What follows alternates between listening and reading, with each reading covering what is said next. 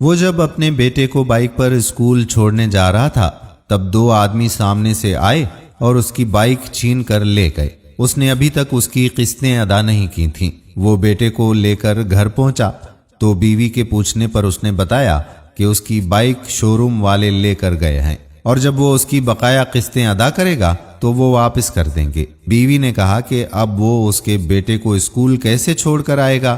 تو اس نے پاس ہی کھڑے ایک پرانے سائیکل کی طرف اشارہ کیا اور بولا کہ وہ سائیکل پر اپنے بیٹے کو اسکول چھوڑ کر آ جائے گا۔ بیوی نے یہ سنا تو بولی کہ تمہیں یاد ہوگا کہ تم اپنے چھوٹے بھائی کو بھی اسی سائیکل پر چھوڑنے اسکول جاتے تھے اور اس کی تعلیم کے اخراجات پورے کرنے کے لیے تم نے میرے زیور تک بیچ دیے تھے اور آج وہ پڑھ لکھ کر کروڑوں کا مالک بن بیٹھا ہے، مگر اس نے ہماری کبھی کوئی خیر خبر تک نہیں لی کہ ہم کس حال میں جی رہے ہیں۔ شوہر بولا کہ تم چپ کرو، تمہیں کسی بات کا پتہ نہیں ہے۔ وہ اپنی زندگی میں بہت خوش ہے اور میں یہی تو چاہتا تھا، اور میں اب اسے اپنے دکھڑے سنا کر بے وجہ پریشان نہیں کرنا چاہتا۔ یہ کہہ کر اس نے وہ بوسیدہ سائیکل نکالی اور اپنے بیٹے کو چھوڑنے اسکول چلا گیا۔ اس کی بیوی سے رہا نہ گیا تو اس کے چھوٹے بھائی سے ملنے کے لیے گھر سے نکل پڑی۔ ابھی وہ راستے میں ہی تھی کہ اس کا چھوٹا بھائی ایک بڑی کار سے اترا اور بولا کہ بھابھی آپ یہاں کیا کر رہی ہیں؟ وہ بولی میں تمہاری طرف ہی آ رہی تھی۔ تمہیں معلوم ہے کہ ہم کس خستہ حالی میں زندگی جی رہے ہیں۔ تمہارے بھائی نے بائک کی قسطیں ادا نہیں کی تو شو روم والے اس سے بائک چھین کر لے گئے اور اب وہ تمہارے بھتیجے کو سائیکل پہ چھوڑنے اسکول جاتا ہے۔ اس نے یہ سب سنا تو اپنی بھابھی کو تسلی دینے کی بجائے بولا کہ بھابھی آپ بھی کمال کرتی ہیں، جب بھائی کو معلوم تھا کہ ان کے پاس پیسے نہیں ہیں تو انہوں نے بائک خریدی ہی کیوں؟ یہ سن کر وہ دل برداشتہ ہو گئی اور یہ کہتے ہوئے وہاں سے چلی آئی کہ تمہیں یاد تو ہوگا کہ جس سائیکل پر تمہارا بھائی تمہارے بھتیجے کو چھوڑنے اسکول جاتا ہے اسی سائیکل پر وہ کبھی تمہیں بھی کالج چھوڑنے جاتا تھا۔ اس نے اس کی بات پر کوئی توجہ ہی نہ دی اور اپنی کار میں بیٹھ کر چلا گیا۔ دوسری طرف اس کا بڑا بھائی ایک پینٹ کی دکان پر پہنچا اور اس کے مالک سے کہا کہ سیٹھ صاحب اگر آپ کے پاس کوئی کام ہے تو بتائیے، میں کرنے کے لیے تیار ہوں کیونکہ مجھے کام کی اشد ضرورت ہے۔ سیٹھ بولا کہ مجھے لگا کہ تمہارے حالات اب ٹھیک ہو گئے ہیں کیونکہ چند لمحوں پہلے ہی تمہارے چھوٹے بھائی نے ایک بڑی ہی عالیشان کوٹھی تعمیر کی ہے اور اس کا سامان ہماری ہی دکان سے لے کر گیا ہے۔ وہ سیٹھ کی بات کو نظر انداز کر کے بولا کہ آپ چھوڑیں اس بات کو اور اگر آپ کے پاس کوئی کام ہے تو مجھے بتائیں۔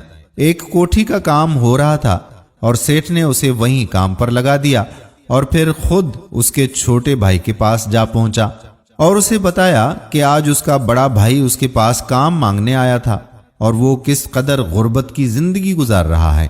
تمہیں اس کا کوئی اندازہ ہے؟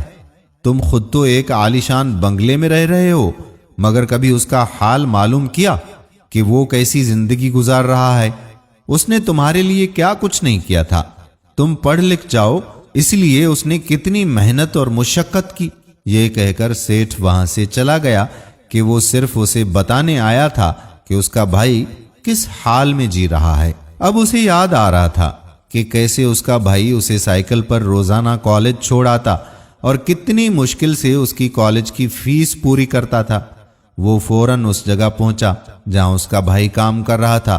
اس نے اپنے بھائی کو پھٹے پرانے کپڑوں میں مزدوری کرتے دیکھا تو اسے وہ وعدہ یاد آ گیا جو اس نے اپنے بھائی سے کیا تھا کہ جب وہ پڑھ لکھ جائے گا اور کسی بڑے عہدے پر پہنچ جائے گا تو اپنے بھائی کی ساری غربت ختم کر دے گا۔ اپنے بھائی کو اس حال میں دیکھ کر اسے خود پر شرمندگی ہو رہی تھی کہ وہ خود تو بڑا آدمی بن گیا مگر اس کا بڑا بھائی آج بھی اسی غربت میں زندگی گزار رہا ہے۔ اس نے آگے بڑھ کر اپنے بھائی کو گلے لگایا اور اس سے معافی مانگنے لگا کہ وہ کس قدر احسان فراموش ہے اور بولا کہ بھائی میں آج جو کچھ بھی ہوں صرف اور صرف آپ کی بدولت ہی ہوں۔ آپ نے میرے لیے کیا کچھ نہیں کیا اور جب میری باری آئی تو میں نے آپ کی طرف مڑ کر بھی نہیں دیکھا۔ بڑا بھائی بولا کہ چھوٹے، میں نے تمہارے لیے جو کچھ بھی کیا وہ تو میرا فرض تھا۔ چھوٹے بھائی کا سر اب ندامت سے جھک چکا تھا۔ प्यारे दोस्तों, अक्सर औकात ऐसा होता है कि बड़ा भाई अपने छोटे बहन भाइयों की जरूरतें पूरी करने के लिए दिन रात मेहनत करता है ताकि उन्हें अच्छी तालीम मिल सके और उनका मुस्तकबिल अच्छा बन जाए।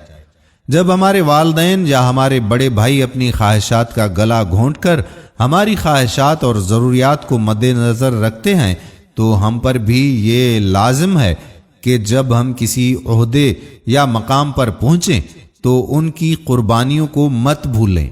हमें चाहिए कि अपनों का एहसास करें और ज़रूरतमंद के काम आएं। हम उम्मीद करते हैं कि हमारी आज की वीडियो आपको पसंद ज़रूर आई होगी, और अगर वीडियो पसंद आई हो तो अपने दोस्तों के साथ इसे शेयर कर दें।